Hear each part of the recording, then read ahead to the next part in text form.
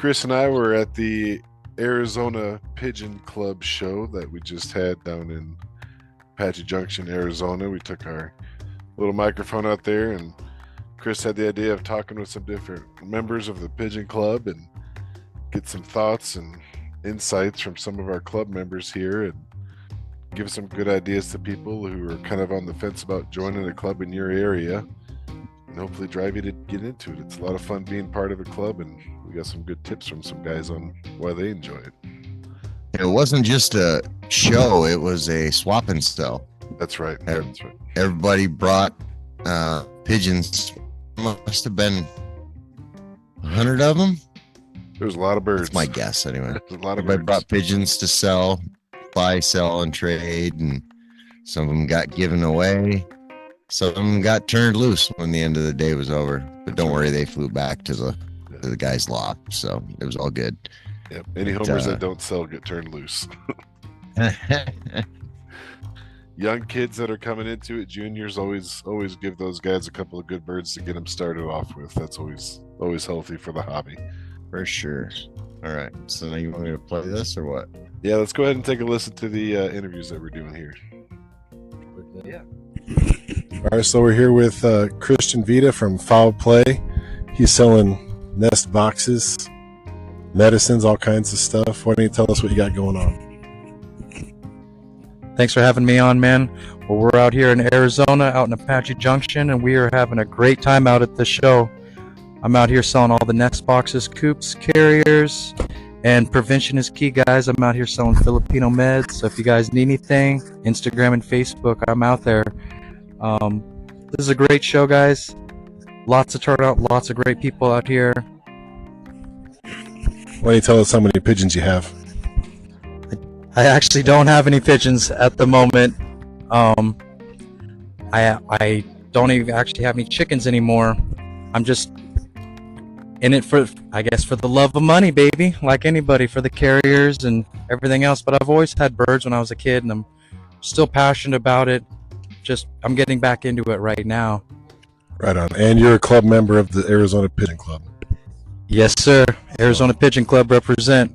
Best club out there right now in Arizona. That's right. And you don't have to have pigeons to support the club. No, if you love your friends and family, support them in any way you can. Yep, that's right. Support all pigeon clubs. What's the question before you put me on the spot? It's already recording, bro. Oh, no. Okay. We're here at the Arizona Pigeon Club talking to some of the different club members here. Got Steven Eck here with us. He's a club member. And what do you like best about being in a pigeon club, Steve? I like the resources and the information that people have over years and years of experience that they've acquired from other breeders, other pigeon fanciers, and just the shared interests that we have. So it's easy to converse with people and talk about something you really enjoy for whatever reason. If you're a racer or a fancy pigeon breeder or whatnot, we all have a love for the birds. So it's fun just to meet with people too. And then you also, at swap and sales like this, you know, find some birds that you want. Something, I know my kids like white birds, so we got 4 more white birds coming home with us today. Nice. Yeah, with being in a club, you got everybody as a mentor. Yep. All that experience is at your hands. So yeah, it'd be interesting one day to add up the years of experience. I know I haven't been in that long, but just go through and add up, you know, how long Bob's been in, how long all these people have been in, total up the number of years, and just see, you know, maybe do a raffle, have people guess how many years do you think combined the club members. Yeah, some of these guys are lifers. Yeah. Some of these guys are lifers. They're bringing in some serious stuff. Yeah, and it's pigeon talk too. You know, right now we're off to the side, but there's a whole group of people out here. Everyone's talking pigeons around the birds and everything else. And that's a quick way to ask somebody questions if you're having issues or just curious about a breed even too. Yeah, it's good to see more young people because I know I have a bunch of kids, and I know my daughter's into the birds, and that's what got me into it, was her interest in it. Doing some history lessons on World War I and stuff like that, and so she got me into Share Me. And my shirt here with the spy pigeon. Yep, the spy pigeon. Yeah, birds are real though, people. They are not robots. Right? They don't recharge on power lines. That's right. Yeah, because these birds aren't even on power lines, and they look to be operating at full efficiency right now. They're in cages and doing fine. So Very cool. All right. Thank you, Steve. All right. All right. So we're here with Ray Pizzuto. He is the vice president of the Arizona Pigeon Club. Ray, what can you say to people about what are the benefits of being in your club wherever you are? Well, it's a good way to meet a lot of interesting people. I've been in birds since I was young, and I got friends in many states. I've traveled to shows all over, mostly the Southwest, and I've judged a number of shows. I've got friends I've met online, and they'll travel to a show in California to the pageant. That's such a big show. Facebook friends with some of them that are in Kuwait. It's a great hobby, and now with Facebook you can follow up on your friends just by getting on Facebook. People will post pictures, they'll say a little bit about their birds, and then you can join in and comment. And it's a great hobby. You know, people say they don't have the time, but everybody has a little bit of time, and you can squeeze it in, because if you don't make time for a hobby, then it's all about work and raising the kids and all that, and you need a little bit of an outlet. Yeah, that's like Bob. When we talked to Bob Nolan, he was talking about the benefit that he enjoys going to shows because he gets to see all the pigeon friends that he's made over the years, and you know, you get to kind of catch up with everybody again. Oh yeah, that part of it's great. I've been in it so long. I've known a lot of these people are amongst my oldest friends. I've known them for decades, and I look forward, just like you said, seeing them each year, catching up on what's new. It's a unique group of people, you know. And if it isn't pigeons, some type of group like this, you know, whether you're raising dogs, horses, pigeons, turtles, I recommend, you know, everybody get into some type of specialty group that, you know, that interests them. And you know, now, you know, when Vinny was younger, he'd tag along with me, and now here he is. You know, he's judging shows. People know him more than they know me because he makes a lot of friends. We were talking about that before. At first, I said I thought that was pretty unique that like you and Vinny were both judges, and then you started pointing out that it's a lot of this generational stuff where parents bring their kids and then their kids get really active in the club, and it's not that uncommon. No, I know maybe 5 or 6 different groups of father and sons, and you can only hope for it. I mean, you know, you can't put too much pressure on your kids. When they're little, they all like the pets you have, and then when they get older, they do things that they want to do, and but this has been a great thing for, you know, father and son. Yeah. We travel to shows. We know a lot of the same people. You know, it's not always, we don't always see eye to eye on stuff, but you know, that's on everything. Yeah, you know? That's nature. That's nature, but you know, the good times are good. Yeah. And it's nice having it. You know, I'm not a rich man, but I have a chauffeur and my son, so we go to shows. You know, like today we come up here, we hauled the trailer, so we had a lot of birds and a lot of carriers. Yeah. And Vinny does the driving, and he's excellent at backing up and moving the trailer. Okay. I'm not so good, but Nice. he is. And yeah, just the countless people we've met over the years. Cool. Alrighty, well, thank you, Ray. I'm getting called over here. Okay. I don't know anything about pigeons. I'm here with Jonathan at the Arizona Pigeon Club swap and sell here in Apache Junction, Arizona. How's it going? It's going. Phil talked me into this, so we're gonna do it. What do you come here for, Jonathan? Okay, so I'm a falconer. So Okay. I fly peregrine falcons and gyr peregrine hybrids. Okay. And that gets you into pigeons because you need really good flying, strong homers to fly under your falcons. Do you do like falcon trials with them, or you just? We hunt with them, but the young birds we're training with the pigeons. So you're training a bird to get up as high as it can. You know, ideally 1,000 feet if you can get them up that high. And then when they're in position right under you, you gotta pop game for them, and the game is racing homer. Okay. And but you don't want your home. And there it is. That was that. Nice. And I feel like we need to say right here, guys, you know, we to all you listeners out there that are, oh man, there's a falconer there buying pigeons at the pigeon show. You know what? I don't know if you can hear the background of Chris right now, but I hear those sound like your budgies. You know, Yeah, there's 3 different types of birds back there right now. 3 different then that's to the point. We're all bird people here, guys. You know, let's keep that in mind. And even these guys who are flying falcons, you know what? They'll get hit by birds of prey too. There's always a bigger bird of prey. There's a lot of people in different pigeon clubs. There's a lot of people on our Facebook group that are falconers.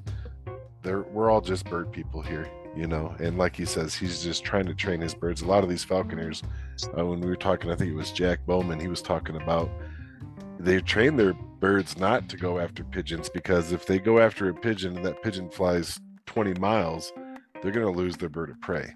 So they want to show these birds right off the bat that this isn't something, you know, they have other things that they train them to go after. And this is one of those things, like he says, he wants that pigeon to outrun him. I just wanted to point out that the boys over there, Vinny and his old man, they pull around a trailer to these shows. Oof. That's how many birds they showed up with, right? They brought a lot of birds, a lot of Modinas. Or they're not camping out in that trailer. They're hauling birds. That's serious, man. Yeah. I showed up in a hatchback, you know, with a bunch of little milk crates full of birds, and these guys roll up with these big bowling ball sized pigeons. They're so big, they got to have a whole trailer for it. Just saying. How many birds did you take to that show, Chris? I could have carried them all in one hand. Okay. Did you come back with any? 7. Oh God, I don't want to talk about it. Yeah, I came back with. I left with less birds than I showed up with. Yeah. So I call that a win. Yeah. I came up with 3 and I came home with 7. The one bird is not even supposed to exist. Like it, you know, it just was thrown in the basket. But I got some cool Turkish tumblers. Yes. High flyers. High flyers. What's the bird that's not what he supposed called to exist? Yeah, I believe it's a half roller pigeon, half Modena. It's pretty cool. It flies good, but it looks like I don't know, man. It looks a lot like a king pigeon or something, but it looks like a giant roller. And I'm gonna put him in my fly pen, and I'm gonna fly that little devil, and I'm gonna see if he does anything. Take a picture and send it to Manny Medeiros and tell him what he thinks of your giant runt you got there. Right. Well, you know, hey, is this show quality?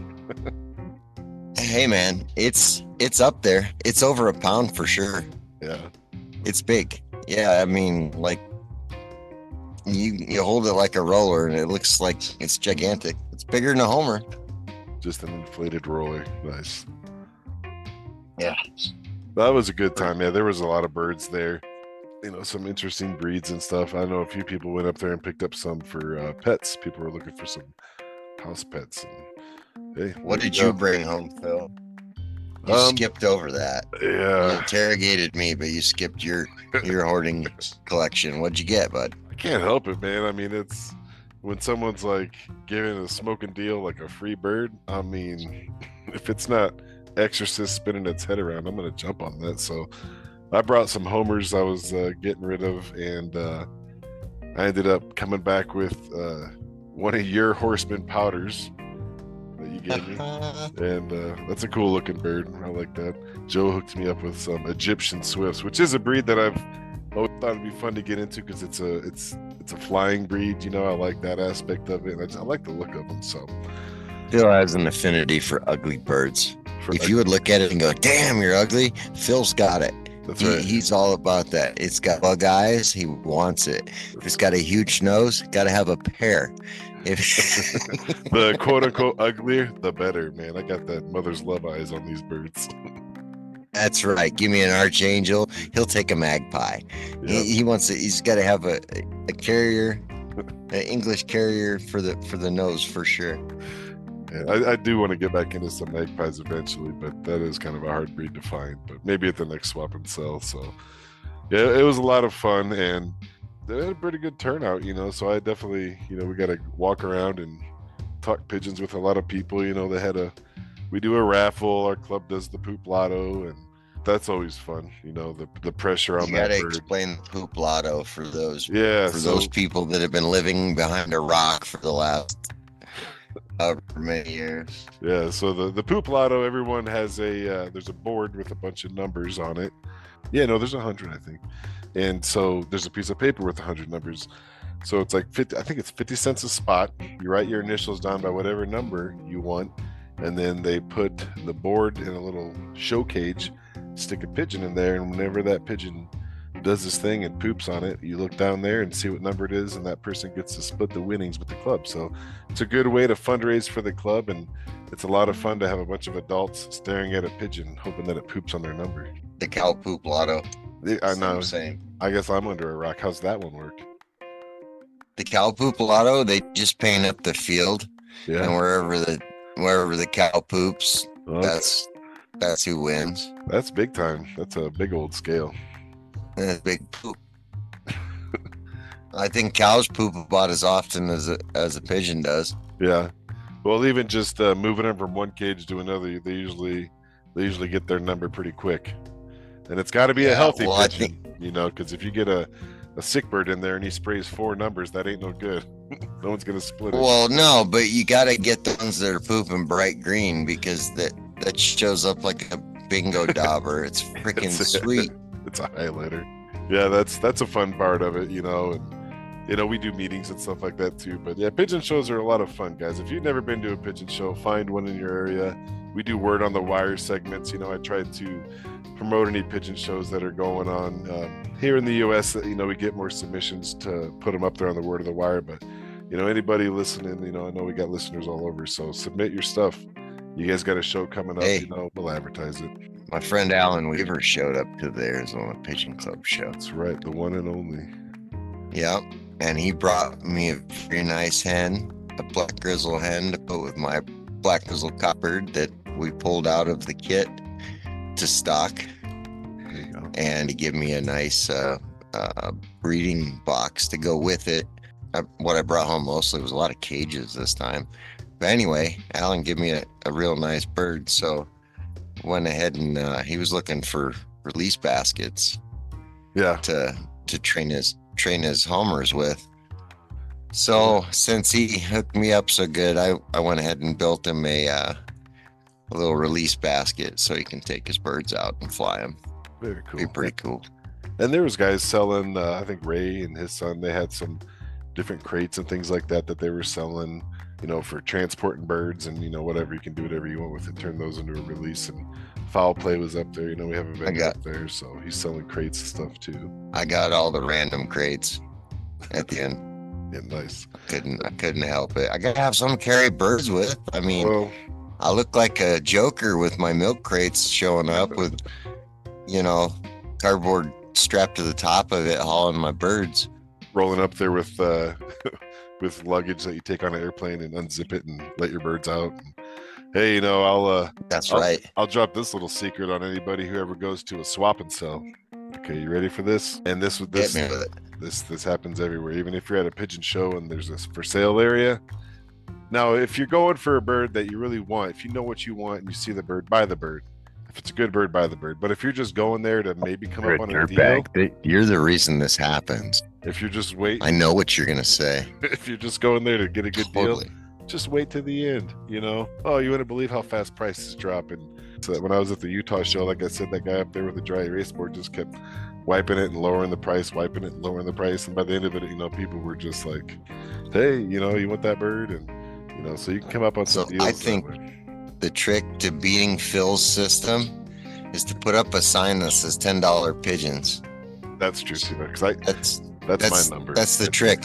Yeah. Put it up right next to the entrance of the show. He'll be out of money so quick you won't believe it. I can't pass up a $10 pigeon. Sorry.